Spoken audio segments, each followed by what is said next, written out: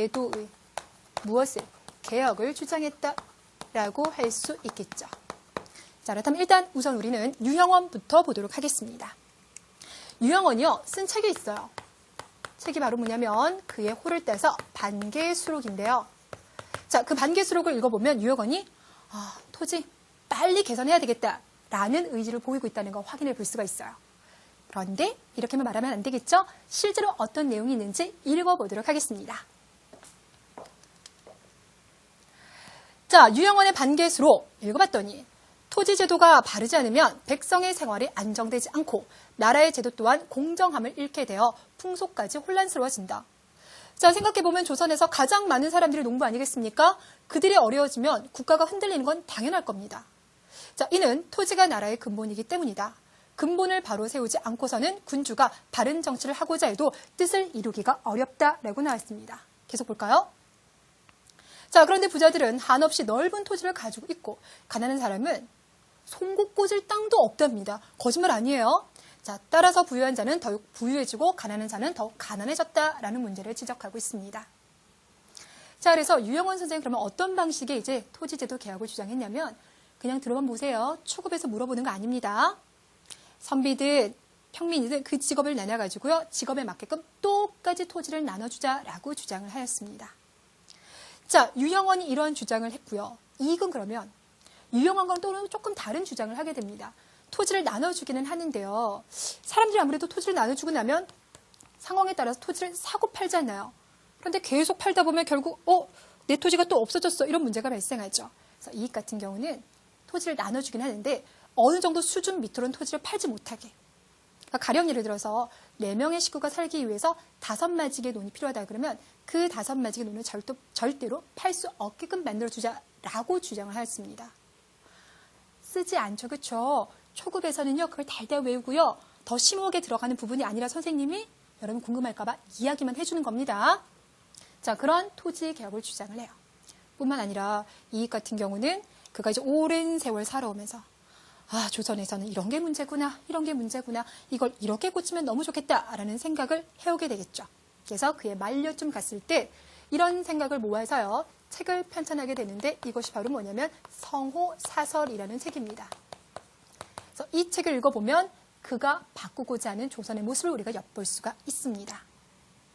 자, 정약용 선생은요. 어떤 식의 토지 개혁을 주장을 했냐면요. 마을마다 토지를 줘서요. 마을 사람들이 같이 생산하고 또 일한 만큼 나눠 가지는 그런 방식을 주장을 했어요. 뿐만 아니라 이분은요. 유배 생활 이후에도요. 엄청나게 책을 많이 써요. 500여 권에 이르는 책을 쓰는데 그중에서 여러분들이 꼭 기억하실 책이 뭐가 있냐면 경세유표라는 책이 있어요. 나라를 잘 다스리기 위해서 중앙 정치는 이러했으면 좋겠다라고 하는 의견을 적은 책. 그 책뿐만 아니라 유배 생활을 하면서 지방 그 관리들이 백성들을 어떻게 통치하는지 잘 봤죠. 그렇죠? 지방 관리는 백성들을 이러한 마음으로 통치했으면 좋겠다라는 글도 실었습니다. 자, 이것이 담겨져 있는 책이 바로 뭐라고요? 목민심서. 되셨나요? 우리 제자들에게 좀 더 많이 알려주고 싶긴 하지만 너무 깊게 들어가면 조금 어려운 부분도 있고요. 초급에서는 이런 분들의 공통적인 주장과 그들의 대표적인 책이 무엇인지를 잘 물어보니까 여기까지 설명을 드릴게요. 그럼 선생님, 이 부분은 외워야 되나요? 이 외우셔야 돼요. 시험에서 보니까요. 워낙 어느 분이 어떤 책을 썼는지 정말 잘 나오더라고요. 꼭 기억해 두시기 바랍니다. 다시 한번 확인할게요. 유형원은 반개수록, 이익은 성호사설, 정약용은 경세유표랑 목민심서를 썼습니다. 됐나요? 자, 이번에는요. 두 번째에 있는 분들에 대한 이야기 할게요. 이분들이요. 주로 이제 농촌에서 살았다면 이분들의 공통점은요. 한양에서 살았어요. 한양에는 많은 사람들이 있죠. 그렇죠? 특히나 물건을 파는 사람들, 만드는 사람들, 정말 많은 사람들이 있는 도시가 됐습니다. 그런 분위기에서 살아온 데다가 이분들은 한 번쯤 청나라를 다녀왔어요. 그러면서 세상이 이렇게 바뀌고 있구나. 새로운 것을 느끼게 됩니다. 자, 그래서 그들은 무엇이라고 주장하느냐? 물론 조선에서 농사 문제 해결하는 거 중요하다. 하지만 조선이 정말 발달하기 위해서는 상공업을 발달시키는 게 너무나 중요하다라고 주장을 합니다. 자, 그래서 우리는 그들을 뭐라고 하냐면 상공업을 중요하게 생각하신 분들이다라고 해서 중상학파라고 불러줘요. 중상학파, 상공업을 중요하게 생각했다. 자, 그래서 상공업을 발달시켜 조선을 부강하게 하고 또 그리고 우리끼리 물건을 만들어 사 쓰는 것도 중요하지만요. 이렇게 만든 거 중국과 교류하는 것도 중요하겠죠. 그렇죠? 그래서 중국과 교역하자. 중국의 문물을 받아들이자. 이런 이야기를 하게 됩니다. 자, 먼저 박지원 선생 이야기부터 할게요. 그럼 박지원 선생이요. 저기 청나라 갔다 온 이야기 알고 계시죠? 그렇죠? 그리고 그는 거기서 그가 이전에 듣지 못한 새로운 것들을 많이 알게 됩니다. 그리고 그것을 글로 남겨뒀는데 당시 상당히 인기 있었던 그 책, 바로 열하일기예요. 자, 이 열하일기가요, 당시 양반을 비롯한 많은 민중들이 읽게 되었는데요. 이 이야기를 봤더니요, 어떤 신기로운 좀 재미있는 이야기가 있냐면 청나라에 가봤더니 당시 청나라는요, 물건을 만들고 사고 파는 행위들이 상당히 많이 발달된 거예요. 조선 같은 경우는 조선 후기에 상공업이 발달하고 있다고는 했지만 아직은 조금 걸음마 단계였거든요. 근데 청나라를 가봤더니 그렇게 만든 물건을 전국에 빨리빨리 쉽게 말하면 배송을 해야 되잖아요. 운반을 해야 되잖아요. 그러기 위해서 수레나 선박을 상당히 많이 이용하고 있었다는 거예요. 그래서 나중에 박지원이 주장합니다.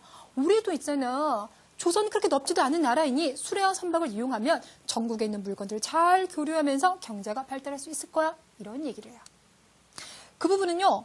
이런 주장을 강조했던 부분도 있지만 또 어떤 부분이 있냐면 박지원 선생 같은 경우는 우리 앞서서 양반전이라는 책을 썼잖아요.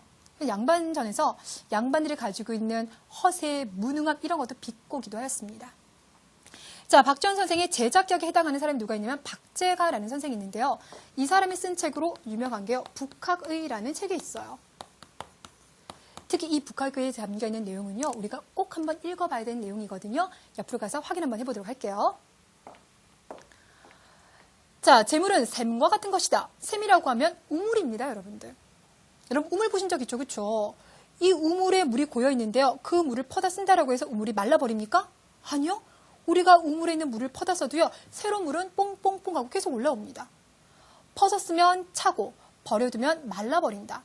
이와 마찬가지로 비단 옷을 입지 않으면 비단 짜는 사람이 없어지고 쭈그러진 그릇만 계속 사용하다 보면 좋은 그릇을 찾지 않으면 기술이 없어지게 된다.